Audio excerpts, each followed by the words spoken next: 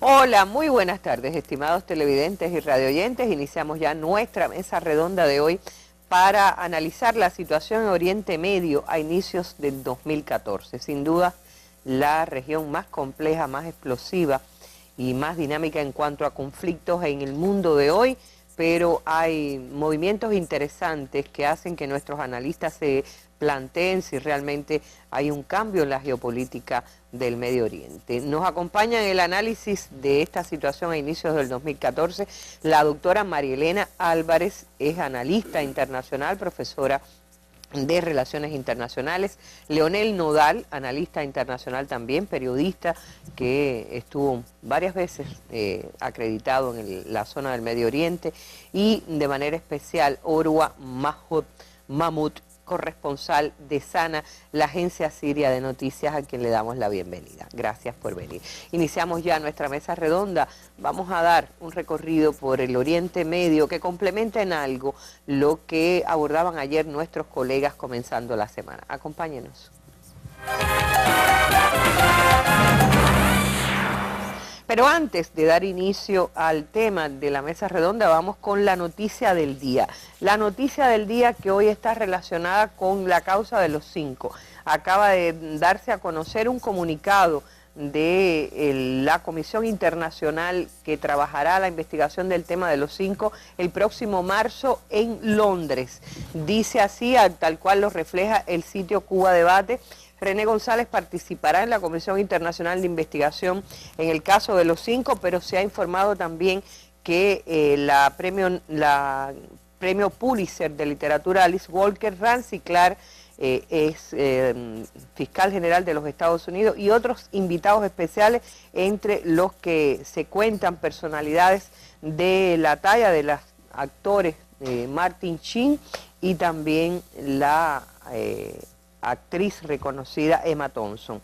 Dice René González, el primero y único integrante de los 5 cubanos que ha sido puesto en libertad después de cumplir una condena de 15 años en los Estados Unidos, anunció que viajará a Londres para entregar su testimonio en esta Comisión Internacional de Investigación en el caso de los 5. Lo acompañarán familiares de los 5 y también víctimas del terrorismo contra nuestro país, juristas, políticos y activistas de Cuba y de todo el mundo. Alice Walker, ganadora del premio Pulitzer por su libro El color púrpura, y el ex fiscal general de los Estados Unidos, Rancy Clark. La comisión escuchará testimonios de aproximadamente 20 testigos claves, como el abogado defensor de los 5 en Estados Unidos, Martin Garbus, representantes de la Organización Internacional de Derechos Humanos, Amnistía Internacional, familiares de los 5, incluyendo las esposas Olga Salanueva y Elizabeth Palmeiro. La comisión estará presidida por un distinguido jurado internacional con integrantes como el expresidente del Tribunal Supremo de la India, Yogesh Kumar Sabharwal, el ex magistrado de la Corte Constitucional de Sudáfrica, Zakaria Mohamed Yacoub, y el expresidente de la Corte Suprema de Justicia de Francia, Philippe Texier. Habrán testimonios de especialistas sobre las diversas medidas adoptadas para la defensa de Cuba contra la amenaza de ataques terroristas, y también testimonios de víctimas cubanas e internacionales de acciones terroristas orquestadas desde Estados Unidos. En su mensaje de Año Nuevo, dice la nota, René González recalcó la importancia de apoyar a la Comisión Internacional de Investigación, afirmando: cuando fuimos encarcelados hace 15 años atrás, nuestros captores nunca imaginaron que desde todos los rincones del mundo personas como ustedes defenderían nuestra causa. En lugar de sufrir una derrota, nos hemos fortalecido. La Comisión Internacional es el principal evento de la campaña internacional denominada Voces por los 5, que ha reunido a cientos de personalidades internacionales como el autor de novelas John le Carré, Emma Thompson, destacada actriz británica, Danny Glover, también conocidísimo por nuestra teleaudiencia, Lord Rowan Williams, Martin Sheen, Noam Chomsky, el escritor premio Nobel de Literatura Günter Grass, también la escritora Nadine Gordimer, premio de Nobel de Literatura, Peter Capaldi y Dame Vivienne Westwood. A ellos se han sumado miles de personas que han enviado mensajes de apoyo al sitio web de la campaña. Una serie de otras actividades se llevarán a cabo durante el desarrollo de esta comisión internacional, incluyendo un gran concierto en el Barbican Hall de Londres con el aclamado músico cubano y estrella de Buenavista Social Club, Eliades Ochoa, y su grupo Cuarteto Patria, junto a otros artistas e invitados internacionales, además de proyecciones de películas y exposiciones. Reitero, noticia del día, especialmente para todos los que seguimos y acompañamos la causa de los 5, importante evento en los primeros días de marzo. Tendrá lugar en Londres esta Comisión Internacional de Investigación sobre el caso de los 5, que escuchará las acusaciones que deben hacerse allí, y un gran movimiento de solidaridad de todo el mundo que confluirá en la capital británica. Iniciamos ya nuestra mesa redonda.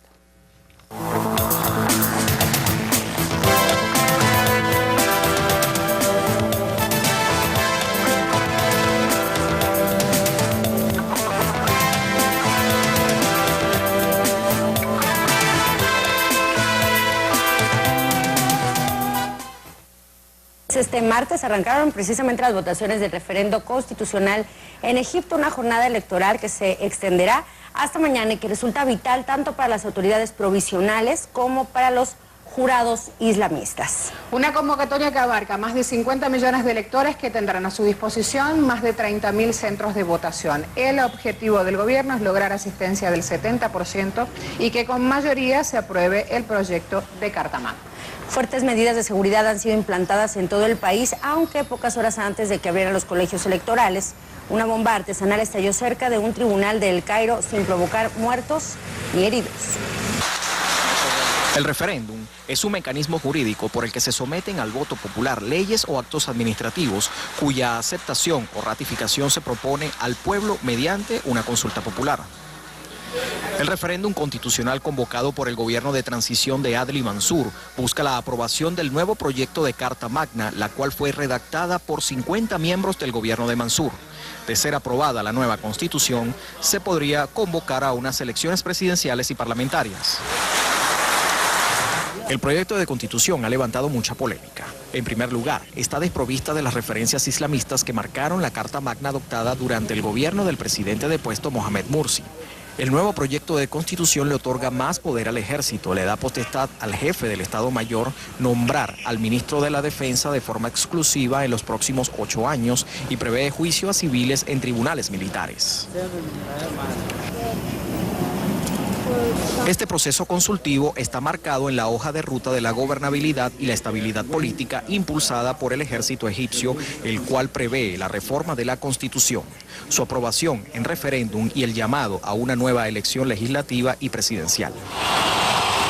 Los grupos de los hermanos musulmanes y otras facciones opuestas al gobierno de transición se han pronunciado contrarios a esta nueva reforma constitucional y al referéndum, ya que el mismo prohíbe cualquier actividad política sobre una base religiosa, lo que podría impedir la fundación de partidos políticos por parte de los hermanos musulmanes, además de dar libertad al ejército de continuar las persecuciones y los arrestos de los líderes de los grupos opuestos al gobierno interino de Adli Mansur.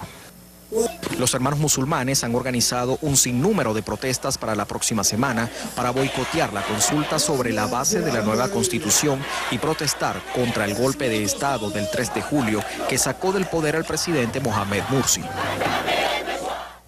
Bueno, y aunque realmente las noticias más controversiales o más fuertes en relación con el Oriente Medio provienen de Siria, en las últimas semanas, bueno, yo diría que en el último año y medio, Egipto ha estado también en el centro. De ahí la importancia de esta noticia que ha tenido lugar hoy y hasta mañana no concluye la votación en el referéndum por la nueva constitución en Egipto. ¿Cuánto puede contribuir este referéndum, lo que salga de él, a aliviar la situación de tensión que sigue viviendo ese país o a ponerla un poquito peor? Nadie sabe. Por lo pronto, yo les propongo irnos hasta El Cairo. Allí se encuentra el enviado especial de Telesur, el periodista cubano Giovanni Noguet, quien ha respondido interrogantes de nuestra periodista Irma Shelton. Vamos hasta el Centro de Operaciones Internacionales. Irma, un saludo. Pues sí, ya tenemos listo a Giovanni Noguet en el Cairo, Egipto. Giovanni es corresponsal de Telesur en ese país árabe. Giovanni, se inició este martes el referéndum constitucional, un referéndum que continuará mañana. ¿Nos puedes hablar sobre la trascendencia que tiene para los egipcios este ejercicio? Sí, saludos Irma para ti y los amigos televidentes en La Habana, Arlín y demás televidentes. Tenemos que decir primero que todo que votar por una constitución es importante para los egipcios porque les devolvería un orden, un estatus legal más oficial. Actualmente desde el 3 de julio de 2013, pues aquí se suspendió la constitución y desde entonces hasta la fecha pues el país ha estado viviendo en emergencia. No ha habido un orden porque la constitución anterior fue desechada. Ahora, ¿qué sucede con esta nueva constitución? Más allá de la cantidad de artículos y más allá de las divisiones dogmáticas en las que la pudiéramos clasificar, es importante decir que esta constitución, primero que todo, devuelve, y votar por ella hace que los egipcios pues tengan un mayor respaldo, devuelve ese respaldo internacional que siempre tuvo Egipto, y también le permite a los egipcios pues regresar a la institucionalidad del país. Recordemos que una vez que se apruebe o no esta constitución, que sabremos 3 días después de que cierren los colegios electorales, que estarán abiertos el día de hoy y mañana miércoles, pues una vez que cierren, 72 horas después, se dará a conocer la información oficial que divulgue el ente electoral. De momento, solo decir que tiene gran trascendencia porque va a permitir que la hoja de ruta trazada por los militares cuando tomaron el poder del país a partir del 3 de julio por mandato popular, y valga resaltar esto, que aunque algunos medios han dicho que ha sido un golpe de Estado, realmente habría que cuestionarse hasta qué punto es un golpe de Estado cuando un mayor número de personas de las que votaron por el presidente salieron a las calles a pedir su renuncia. Y el ejército lo que hizo fue, al menos así lo hemos podido constatar, pues sumarse a la voluntad popular, tomar las riendas del país hasta que se diera este camino hacia la institucionalización del país, que incluye este primer paso, que sería votar por una nueva constitución que traería más seguridad a los egipcios, y unos pasos posteriores que serían la elección de un presidente y también la elección de todo lo que significaría el parlamento del país. Giovanni, ¿por qué no nos explicas un poquito sobre este proyecto que se somete a votación? ¿Cuáles son los cambios más importantes en este proyecto? Sí, Shelton, sucede que este nuevo proyecto de constitución, que tiene varios artículos, está basado en una reivindicación de los derechos de la mujer, y también trae como fundamentos de derecho a la Sharia, que es un basamento o unos principios a través de los que se rigen el Islam. También tenemos que tener en cuenta que va a dedicar del Producto Interno Bruto del país una X cantidad de dinero para tareas que antes no estaban definidas en textos constitucionales anteriores. Por ejemplo, habrá un 3% del Producto Interno Bruto que se dedicará a la salud, un 4% a la educación, un 2% a la educación superior, un 1% a la investigación científica, y aunque parezcan pocos porcientos, antes no había definido ningún tipo de atención hacia ese tipo de actividades. También, además de que se reivindican los derechos de la mujer, se reivindican los derechos de las personas con discapacidades o con ciertas desigualdades ante la sociedad, que reivindican sus derechos también los niños y los pensionados, las personas ya mayores de edad. Se descentralizan las funciones administrativas y las económicas en las provincias del país y en los consejos populares, y los miembros de los consejos locales van a ser electos en lo adelante. Entre otros muchos temas sociales, Giovanni. Muchísimas gracias por esta colaboración para nuestra mesa redonda. Que tengas buenas noches. Bueno, escuchábamos a Giovanni Noguet, enviado especial de Telesur, que está acreditado en, un conocido, porque es además periodista cubano, acreditado en el Cairo por Telesur, y quiero el punto de vista de María Elena y de Leonel al respecto. Es muy polémico, bueno, de hecho el tema egipcio es muy polémico, lo ha sido aquí en esta mesa redonda, en torno a si fue o no golpe de Estado, en fin, lo que hoy se está haciendo, la importancia de esta consulta y la trascendencia que lo que puede significar en materia de llevar el equilibrio de regreso a Egipto o mantener la situación de tensión allí. Sí, mira, en Egipto, históricamente el ejército ha tenido un papel fundamental, no me voy a referir a la historia, me voy a referir a la actualidad. Desde el punto de vista técnico y legal fue un golpe, porque se depuso al presidente que fue electo democráticamente, más allá de todas las barbaridades que puede haber hecho o no. Técnicamente es un golpe, desde el punto de vista teórico es un golpe, pero pueden haber determinadas condiciones que llevan al ejército una vez más a actuar. No es la primera vez que actúa en Egipto. Lo hizo después de derrocado Mubarak. O sea, es la segunda ocasión en que el ejército pasa a protagonizar la situación al interior del país. Entonces, ¿qué significa, qué trascendencia tiene este referéndum, este segundo referéndum? Porque ya hubo uno que se hizo, que llevó a Mursi al poder, que por eso en el material de Telesur se hablaba del 70%, porque Mursi ganó ese referéndum con 64%. Lo que pasa es que en la práctica la situación y la práctica llevó a que los que salieron a las plazas inicialmente volvieran a salir, porque tenemos que tener en cuenta que Egipto tiene una tradición, vamos a decir, de modernidad diferente al resto de los países, que es un estado laico. Pero ¿qué significa para la población que ha salido a la calle? La caída de Mursi y de nuevo que salió contra Mubarak, que ahora haya un referéndum constitucional. Bueno, Arlene, significa que ya hubo un fracaso del proceso democrático y que van una segunda vez. O sea, ahora, yo lo que advierto, quiero que se sume Leonel y podamos intercambiar en torno a esto, lo que advierto es que cuando estaban los hermanos musulmanes en el poder hicieron su constitución, hicieron su referéndum y fue aprobada una constitución, que es lo que se está votando hoy es derogar aquella y llevar una constitución que va en el otro sentido. Es decir, yo siento que siguen dos tendencias que van tratando una de eliminar a la otra y en ese sentido de excluir a la otra, de verdad, correcto. En realidad yo pienso que es bueno volver al principio de los acontecimientos que llevaron a la caída de Mubarak. Mubarak, exactamente un día como hoy, pero hace 3 años, el 14 de enero de 2011, es derrocado Mubarak.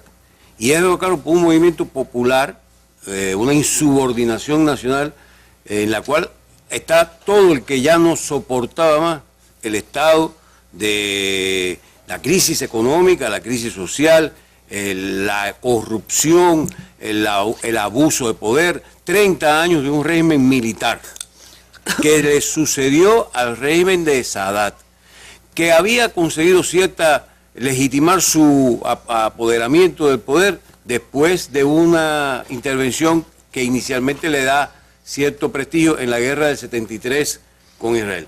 Ahora bien, con Mubarak, en enero del 2011, está todo el mundo en contra. Y ahí hay que recordar que Estados Unidos le instó, lo obligó prácticamente a abandonar el país a Mubarak, porque Mubarak quería resistir, quería ir a la confrontación con la población. De ahí además, bueno, un año atrás estaba el gobierno, en julio es derrocado el gobierno de Mursi. Mursi convocó a una...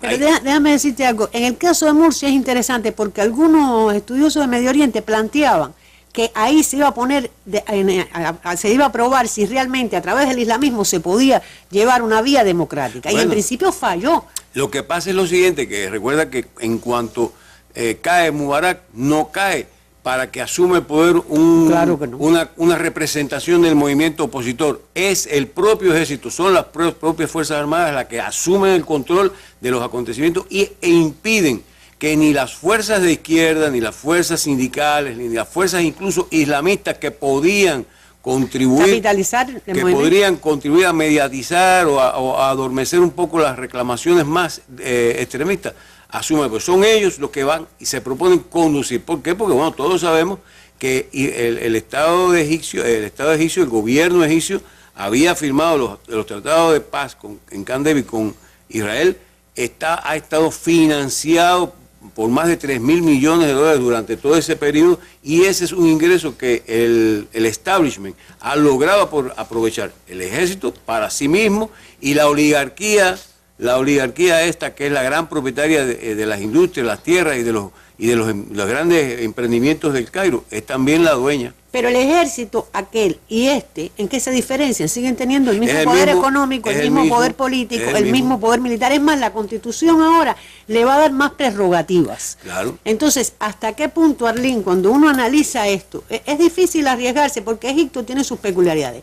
Yo decía, el ejército siempre ha tenido un papel muy importante, pero de Mubarak, su derrocamiento. Después Morsi, que fíjense, desde el punto de vista... Morsi es hermanos musulmanes. La Liga Musulmana tiene que volverse a reinventar porque realmente está ilegalizada, están presos, pero el ejército, con independencia de que Morsi llegó al poder, todavía sigue teniendo tal poder que es el que da el golpe y el que está al frente de toda la actividad que se está dando en Egipto. Hay que decir que el ejército en Egipto es un estado dentro del estado. Claro. El ejército en Egipto no es el ejército y el que posee las armas para hacerle frente a un enemigo exterior. El ejército posee industrias, posee un poder económico total. Más del 70% de la economía, dicho así, un poco a la ligera, más del 70% de la economía de Egipto es manejada directa o indirectamente por las Fuerzas Armadas.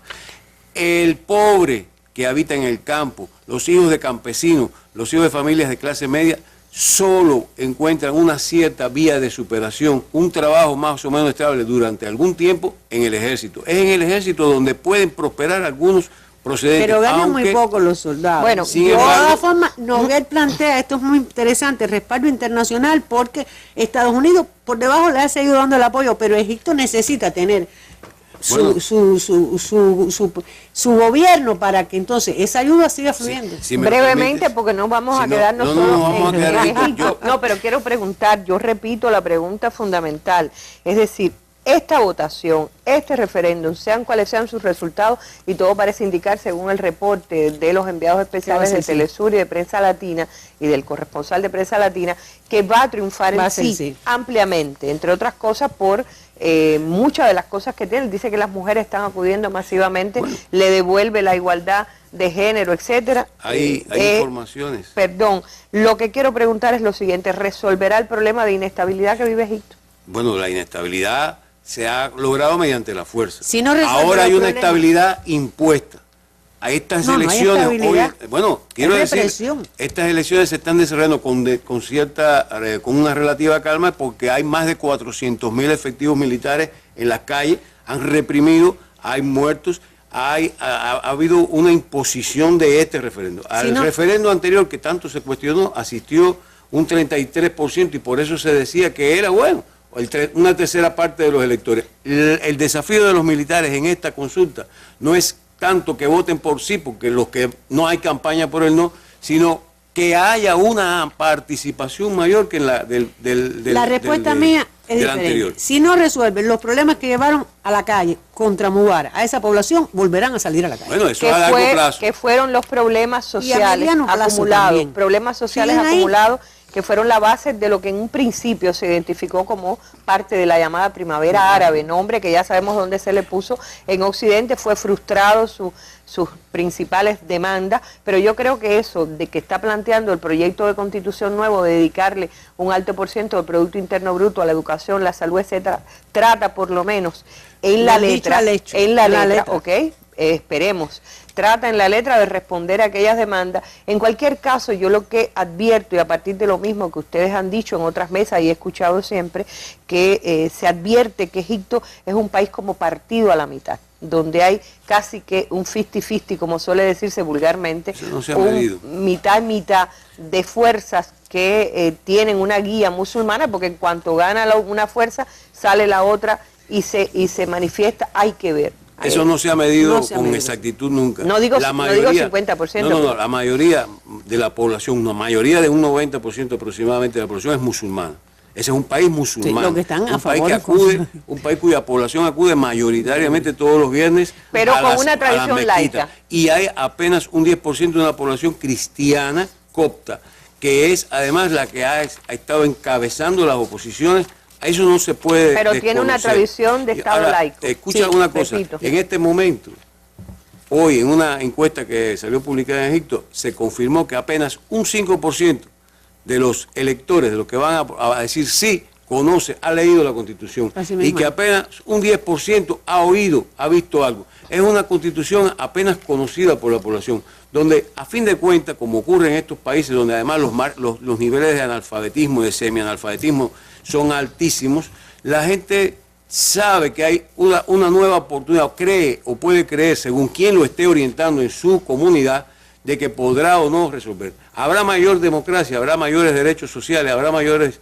oportunidades. Yo creo que no tanto, porque una ley, una constitución que comienza excluyendo, que comienza descalificando a una buena parte, a un partido que resultó ganador hace un año con una gran posibilidad, está baldado, tiene cierta cojera por eso. Bueno, pero tuvo el apoyo de esos militares tuvieron el apoyo de un alto por ciento de la población. Es bien complicado la situación. Yo creo que lo único que nos queda es esperar cómo transcurrirá, no ya, como decía Giovanni Nogué, en las próximas 72 horas, cuando se dé a conocer el resultado del referéndum, 72 horas después de mañana, sino más bien en las próximas semanas y meses, a ver en qué medida vuelve la estabilidad de ese país, que yo reitero, efectivamente, con un 90% de población de confesión musulmana, no deja de ser un Estado laico que lo ha sido a lo largo de décadas también. Haremos los escenarios en esta mesa. En cualquier caso, ya quedan convocados para ver hasta qué punto este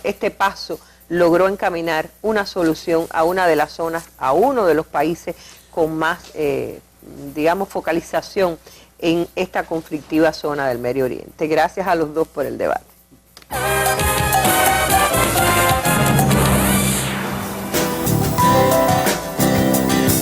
Este miércoles y jueves en la Mesa Redonda, el Programa Nacional de Medicamentos. ¿Cuántos medicamentos integran el cuadro básico para la atención de salud en el país? ¿Cuántos logramos producir en Cuba? ¿Cuáles son las perspectivas en este ámbito? Sobre estos temas se hablará el miércoles en la Mesa Redonda con la participación de directivos del Ministerio de la Salud Pública y BioCuba Pharma. El jueves, los panelistas responderán las opiniones e interrogantes de la población. Si usted desea participar con su criterio, puede llamar desde hoy y hasta el jueves al teléfono 646-5900 en horario de 9 de la mañana a 5 de la tarde. También podrá llamarnos el miércoles durante la transmisión del programa de 7 a 8 de la noche al teléfono 831-2484. Puede además dejarnos su opinión en el correo electrónico mesaredonda@enet.cu y en los sitios web de la Mesa Redonda y Cuba Debate. Acompáñenos. Bueno, y yo los convoco, les reitero la participación también en la próxima Mesa Redonda del viernes. Vamos a poner sobre la mesa el tema de la contaminación en toda su diversidad. Usted escríbanos y llámenos, que sin ustedes realmente, o con ustedes, es como las mesas cobran su mayor encanto.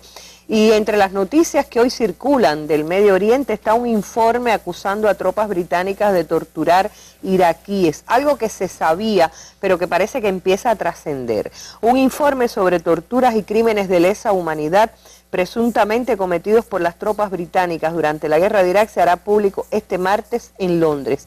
Es algo de lo que vamos a tener noticia ahora relacionado con Irak. Ayer se habló en la Mesa Redonda, pero no sobra recordarlo por algo que vamos a analizar a la vuelta, y es la relación que hay entre la inestabilidad en Irak y el conflicto en Siria. Pero vamos a ver noticias relacionadas con Irak y con esta denuncia también a las tropas británicas. Y en Bagdad, la capital de Irak, al menos 27 personas han muerto en las últimas horas en una cadena de atentados con coches bomba. Ninguno ha sido reivindicado, pero todo apunta a grupos suníes vinculados a Al-Qaeda. Los atentados coinciden con la visita del secretario general de la ONU, Ban Ki-moon, que ha pedido a los dirigentes cohesión política, social y diálogo para poder acabar con la violencia. Son más de 1000 casos de tortura contra civiles iraquíes y en torno a 200 de ejecuciones extrajudiciales. Reino Unido ha sido acusado de crímenes de guerra por su intervención en Irak. A este tribunal, a la Corte Penal Internacional, han llegado 250 páginas de un informe detallado. En ellas hay acusaciones que se vierten sobre altos funcionarios y mandos militares británicos como este, el actual jefe del ejército, Peter Wall, o este otro rostro, el exministro de Defensa, Adam Ingram. Las evidencias muestran que no es un hecho aislado, sino que es un patrón sistemático y repetitivo lo que hicieron en Irak. Y así está especificado en nuestro informe a la Corte Penal Internacional. 2 organizaciones europeas han recolectado las denuncias de decenas de iraquíes durante los 6 años que el ejército británico estuvo en Irak. En cuestión, saber si las tropas del gobierno de Tony Blair realizaron sistemáticos abusos de tortura y tratos inhumanos de civiles o no. Hechos que para los autores del informe representan crímenes de guerra. Uno de nuestros clientes se queja de que un soldado se masturbó en su espalda después de haberle desnudado. Se dan todo tipo de vejaciones sexuales durante ese periodo y que nadie hasta ahora ha asumido ninguna responsabilidad por ellas. Los autores del informe argumentan que la gravedad de las denuncias justifican una investigación a fondo por parte de la Corte de La Haya. Son cientos de alegaciones de maltrato físico, abusos sexuales y humillaciones. Estos son los argumentos que propone la parte iraquí. Mientras, Londres rechaza el juicio en un tribunal internacional a funcionarios británicos por crímenes en Irak. El gobierno británico desmiente que haya habido un sistemático abuso. Es más, cree que estos casos son excepcionales. Desde Downing Street se considera que estas acusaciones ya han sido o están en proceso de investigación por la justicia del propio país. Ha habido algunos casos de abusos que han sido reconocidos y se han ofrecido disculpas y se han pagado indemnizaciones cuando ha sido apropiado. No es la primera vez que el Tribunal de La Haya recibe denuncias de las tropas británicas por lo que hicieron en Irak. En el 2006 la Corte Internacional ya tuvo un informe en sus manos, pero entonces consideró que el número de excesos presentados no justificaba una investigación. Ahora, 8 años después, se reúnen cientos de denuncias de los presos iraquíes a ese mismo tribunal. Con el paso de los años ha ido saliendo a la luz información de las vejaciones que cometieron las tropas británicas. Se tratan de imágenes muy duras que han sido filtradas a cuentagotas, instantáneas que demuestran que la actuación militar del gobierno de Tony Blair en Irak es un capítulo aún sin resolver. Y bueno, Irak vuelve a la palestra noticiosa no solo por esta grave inestabilidad, sino también por el vínculo de los grupos llamados yihadistas, ¿no? Y los grupos terroristas yihadistas.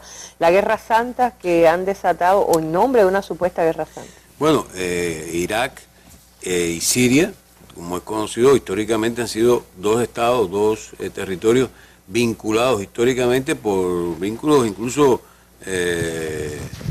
étnicos, por vínculos poblacionales, digamos.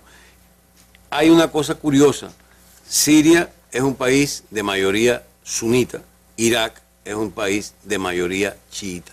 Sin embargo, en Irak había un gobierno de minoría sunita y actualmente, o en los últimos 30 años, siempre se ha insistido que en Siria había un gobierno de minoría a pesar de no sunita. Eso no es exactamente así. Siria consiguió estabilizarse desde el año 70, que el partido Baas, con su política de construcción de un Estado socialista árabe, no, y socialista, un socialismo árabe que tenía sus características propias, consiguió integrar, sumar a las minorías y a buena parte de los representantes de esa mayoría sunita. Por lo tanto, era un Estado multiconfesional donde el confesionalismo, es decir, la pertenencia religiosa, no marcaba diferencia o no excluía. Ahora bien, ¿qué ocurre? Que en los últimos años, yo diría que desde el mismo momento en que estalla la revolución islámica en Irán, e Irán se alía y forma un eje, se asocia al eje de la resistencia a la presencia israelí en el Medio Oriente y a la presencia norteamericana. Recordemos que la revolución iraní tiene un componente antiimperialista y antinorteamericano muy fuerte. Han derrocado al Shah, que era el hombre fuerte de Estados Unidos en esa región. Irán se alía a Siria y esto trae como consecuencia que los aliados de Estados Unidos en la región comiencen a dudar, a temer, a sospechar y a conspirar. Eso es, entre otras razones, las que en un momento determinado hacen que Saddam Hussein, el jefe del Estado iraquí, pero al mismo tiempo sunita, se deje cautivar por los cantos y los apoyos que le ofrecían en Occidente, que le ofrecían incluso el más poderoso de los estados árabes de la región, que es Arabia Saudita, y lo insta a esa guerra. ¿No? ¿Por qué? ¿Qué pasa? Que a final de cuentas, después de la intervención militar más reciente de Estados Unidos en el área, lo que ha ocurrido es que en los últimos meses han brotado dentro de Irak grupos terroristas sunitas que operan a favor de una partición, de una subdivisión de Irak, y que se han aliado en una cosa, en una entidad, el llamado Estado Islámico de Irak y el Levante, donde pretenden incluir también a Siria e incluso influir en el sur de Rusia, en la zona del Cáucaso ruso, donde existen operaciones terroristas también. Para muchos, todas estas entidades son una otra manera, otra cara de Al-Qaeda, la famosa Al-Qaeda surgida bajo el patrocinio de Estados Unidos y de Arabia Saudita para combatir a los soviéticos en Afganistán. Y todo esto está envuelto y está apuntando a esa contraposición Estados Unidos-Rusia, Arabia Saudita, Irán. Yo creo que en algún momento está dando esa repercusión también. Las noticias estas, por ejemplo, yihadistas ejecutan al menos a 60 de los llamados rebeldes en el centro y en el norte de Siria, es decir, ya interviniendo contra todas las banderas. Lo mismo están contra el régimen de Bashar al-Assad, que están contra los llamados rebeldes. En último caso va a pasar o se repite la historia de Afganistán. Al-Qaeda, una creación, un estímulo de Estados Unidos que terminó siendo su principal enemigo. Pero yo quiero entrar ya en materia, que podamos conversar también con Orwan, o sea, nuestro invitado de piedra hoy en la mesa redonda. Una de las noticias del día, esta misma: Estados Unidos y Gran Bretaña amenazan con retirar su apoyo a la oposición siria porque, dice, si no acaba de mandar una delegación a las conversaciones de paz de Ginebra este mes. Dicen, Estados Unidos y Gran Bretaña nos dicen que tenemos que ir a Ginebra, dijo bajo anonimato un alto responsable de la coalición nacional siria. Lo ha dicho la BBC y el diario The Guardian. Nos dejaron muy claro que no seguirán apoyándonos como lo hacen y que perderemos credibilidad ante la comunidad internacional si no vamos. Yo pregunto, se sabe ya hoy que hay una posición intransigente que tiene que ver con la coalición o con el Consejo Nacional Sirio, y cuál es la posición, o es decir, la situación de la población siria en términos de esperanza o optimismo en relación con Ginebra. Pero vamos primero, si quieres, a qué pasa con que está trabada esa negociación. Bueno, la negociación está trabada por, primero, lo que quiero decir que la oposición siria no tiene representación, no tiene nada en la tierra siria, todo es una oposición externa, que lo formaron los países occidentales y algunos países de la región. Porque cuando vamos a analizar cuáles son los intereses de la oposición siria, vimos que los intereses de la oposición son los mismos intereses de Qatar, Arabia Saudita, Turquía y los países occidentales. Ahora estamos en tiempos que hay negociación entre Rusia y Estados Unidos, y ellos están de acuerdo para llevar a la opción siria y al gobierno sirio a la Ginebra 2, porque hay necesidad, es muy necesario que se van todo el mundo para Ginebra 2, porque la situación en Siria ahora está complicando más. Y por su parte, la oposición siria, como digo siempre, con tantos problemas y división que tiene la oposición siria, ellos quieren representar la oposición en la coalición nacional siria, pero entre la coalición nacional siria hay varias partes.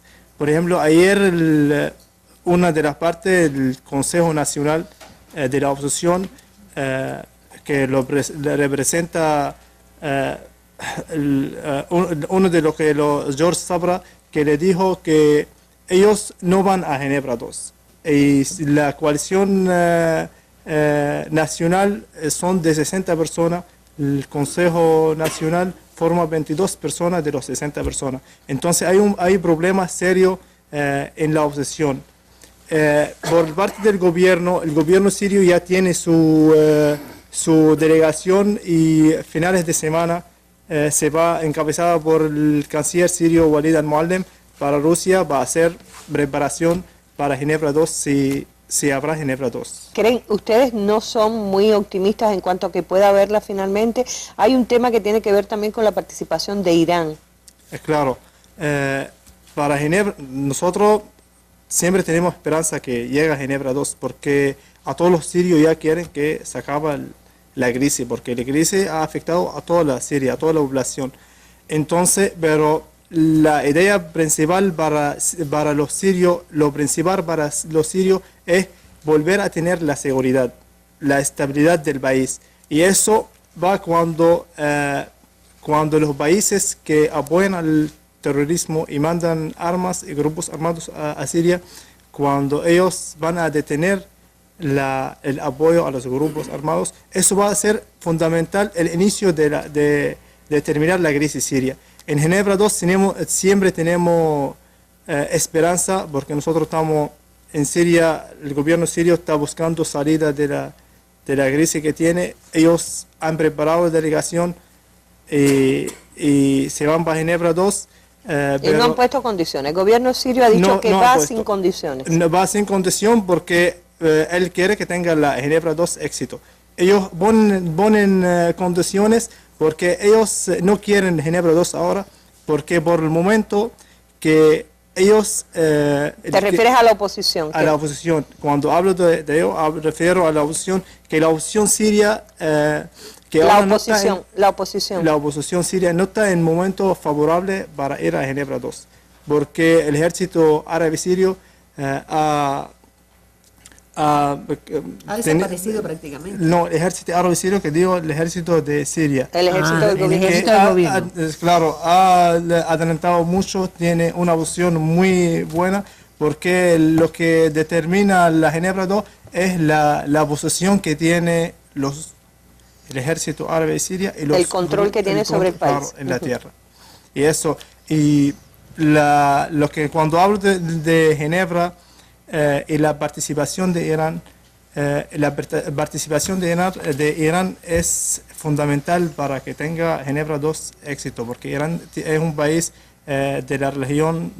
Es algo que todavía no se ha decidido. No ha decidido. Ayer el portavoz del OTAN dijo que Irán todavía no está incluida en la lista de los invitados.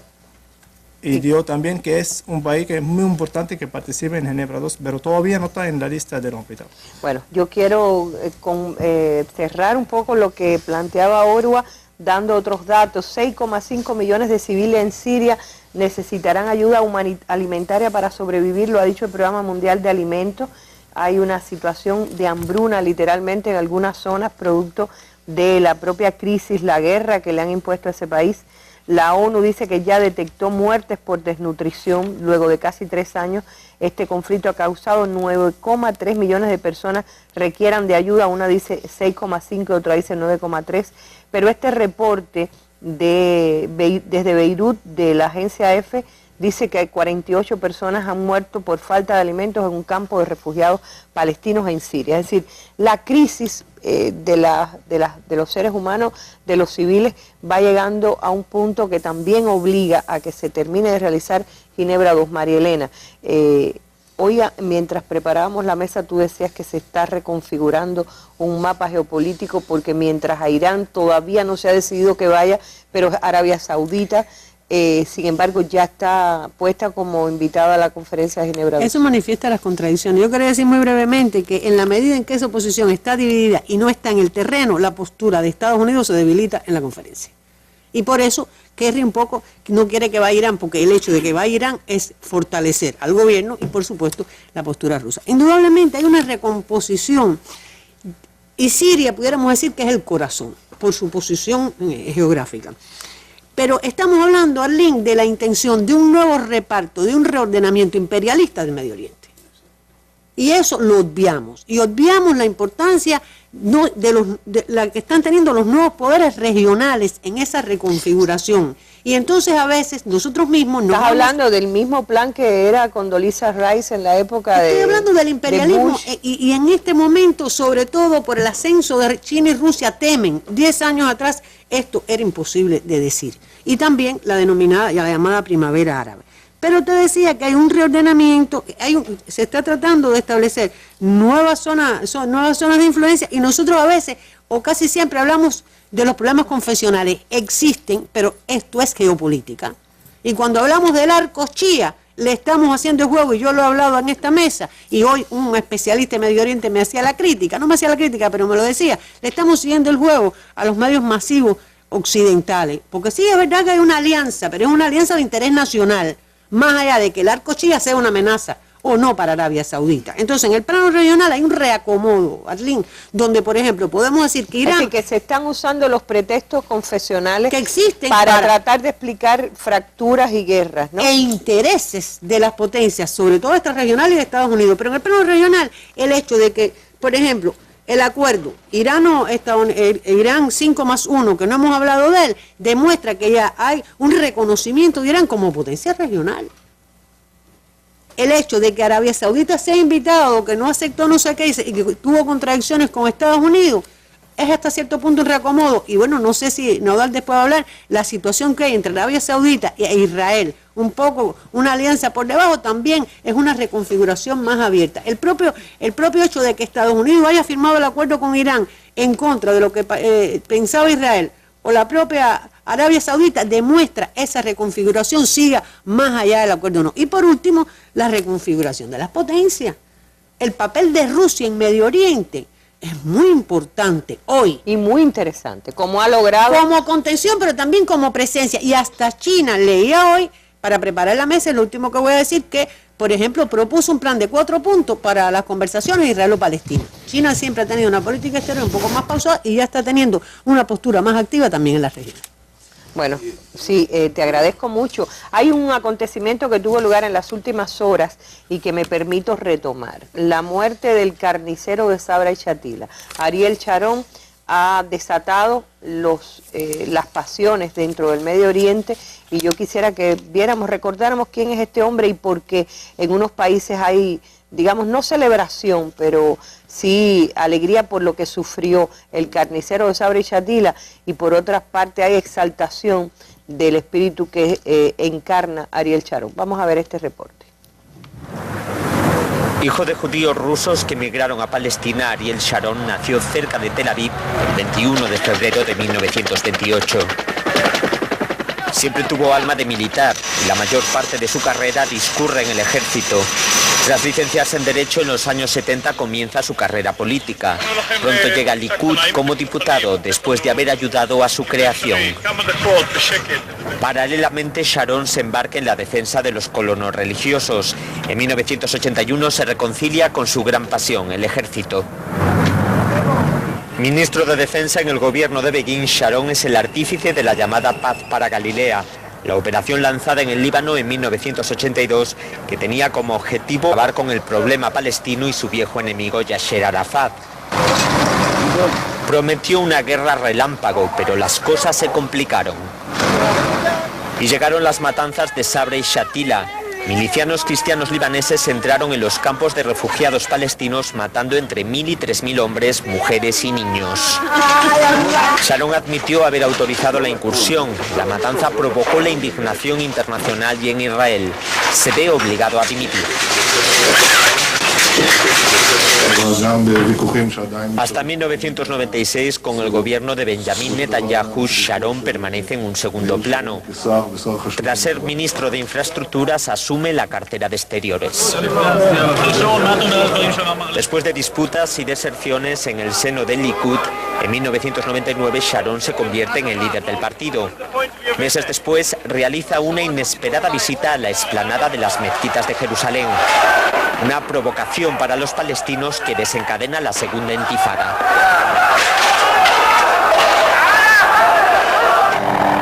Si Sharon buscó la paz, fue siempre según su propia concepción, una idea vinculada a la colonización. En junio de 2002, su gobierno aprueba la creación del controvertido muro de Cisjordania. Presionado por la comunidad internacional, Sharon hace numerosas concesiones, pese al apoyo de Washington. En 2003 se firma la hoja de ruta, el Plan de Paz para Oriente Medio. Tras la muerte de Arafat, en 2004 retoma el diálogo con la Autoridad Nacional Palestina y aprueba el plan de desconexión de Gaza, una decisión que los ultraortodoxos nunca le perdonaron. La retirada de Gaza después de 38 años de ocupación se hizo efectiva en agosto de 2005. Sharon se convirtió en la bestia negra de los extremistas del Likud. Harto de los ataques del ala dura de su partido, que lo acusa de traidor, Ariel Sharon abandona la formación para fundar Kadima en 2005. Un partido centrista que promueve conversaciones con los palestinos y que arrastra a muchos desertores del Partido Laborista y del Likud. Kadima supone un giro estratégico, una maniobra política de un adicto al poder. Además le acercó a Shimon Peres, su antiguo rival de izquierdas. En unos pocos años, el hombre obsesionado con la seguridad de Israel, al peso que fuera, hizo olvidar su pasado guerrero. El 4 de enero de 2006, Ariel Sharon sufrió un derrame cerebral. Durante 12 semanas, el sitio del primer ministro quedó vacío. Desde entonces permaneció en coma, hospitalizado con asistencia médica por decisión de sus hijos. Así fue como el exgeneral acabó su vida apartado del poder. Bueno, el sentimiento en el mundo árabe. Yo no diría que de alegría, porque no como celebración, pero sí la gente ha recordado el crimen como parte de ese mundo árabe, como periodista de ese mundo. ¿Cómo lo sientes tú que se ha reflejado el sentimiento a la muerte de Sharon?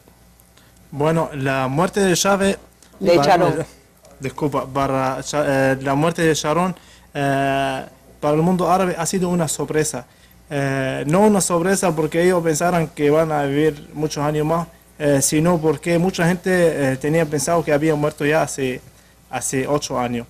En el mundo árabe, ahora Sharon murió y da la historia de Sharon, que lo están poniendo ahora en los televisores, hace recordar a todos los pueblos árabes toda la masacre que ha cometido Sharon, y no es el problema. El problema no es de la muerte de Sharon, sino la política que dejó Sharon en Israel. Sharon representa a Israel como Estado, porque Sharon, la política violencia de él porque él siempre justificaba, buscaba razones para hacer guerras. Y eso es lo que sigue Israel ahora por este momento haciendo. El mundo árabe, los 8 años de que Sharon estaba muerto, pero no en la vida, como dicen, no sé. Eso para los árabes fue, ellos se sintieron bien porque lo sintieron como castigo de Dios, lo que hizo a Sharon por toda la masacre que hizo a los inocentes árabes. De todas maneras, hoy nos decía también Orwa que un periódico israelí lo llamó el Señor Israel. Claro, él de cierto modo. No, yo pienso lo terrible que puede ser en este momento de crisis que siempre hay en el Medio Oriente, que se exalte el espíritu guerrerista y carnicero de Sharon. Bueno, Sharon, este material muestra, aunque lo trata de hacer de manera crítica, aún así hay una aura de personaje histórico, de personaje relevante, de héroe, de guerra. Él es un guerrero del Estado de Israel, pero él es un guerrero del Estado expansionista, anexionista, genocida, del que aplica de una manera sistemática desde el año 1948 una guerra de exterminio, reconocida incluso por algunos de los más notables intelectuales judíos. Porque en el caso de la crítica a las políticas del Estado de Israel frente a los pueblos árabes, al pueblo árabe palestino, en primer lugar, que es despojado desde 1948 de su territorio, que va siendo expulsado, que va siendo apartado de su tierra. Las críticas desde el punto de vista árabe o desde las naciones árabes son comprensibles. Las que finalmente calan profundo en el pueblo israelí y en la opinión mundial son las que nacen de allí mismo. Es decir, gente que han llegado a una crisis de conciencia El propio presidente James Carter lo dijo, esto es apartheid. Es decir, hay una... Bueno, ese ha sido Sharon. Ese ha sido Sharon y ese es a cierto punto... Doctora, a usted le toca hacer las conclusiones en un minuto. Decirme cómo valoraría, decirle a nuestro público, a nuestros televidentes desde su perspectiva, cómo empieza el Medio Oriente el 2014. Bien, Sharon, se fue de Gaza, desconexión, porque habían 8.000 colonos y 2 millones de palestinos. Y en Cisjordania está el 70% del agua que necesita Israel. Es decir, estás aclarando que no fue una bendición ni fue ningún paso positivo. Están exaltando porque ese la paz. Dice que están exaltando la paz, por eso lo quería. Bien, el cierre de la situación en Medio Oriente post primavera árabe, tú me decías, las salidas democráticas han fracasado, tanto Egipto como Túnez todavía está por ver si la democracia puede triunfar. En el área de la contrarrevolución, como yo le digo, de las intervenciones, Libia sigue siendo, es un estado fallido, ya se compara con Somalia, y en el caso de Siria, Estados Unidos no logró su objetivo. Ahora bien, Arlene, hay un actor cada vez más protagónico y que está dando una inestabilidad tremenda, que son los terroristas y los grupos yihadistas, que puede además llegar a una regionalización del conflicto Irak, Siria y Líbano, que no hablamos de él. Por tanto, la primavera, en su concepción revolucionaria y contrarrevolucionaria, hasta hoy lo que ha traído es más inestabilidad, más contradicciones y más impacto a nivel internacional. Temas de los que seguiremos hablando en próximas jornadas. Gracias a los tres por acompañarme hoy en este análisis. Nos vamos, las imágenes del día son terribles.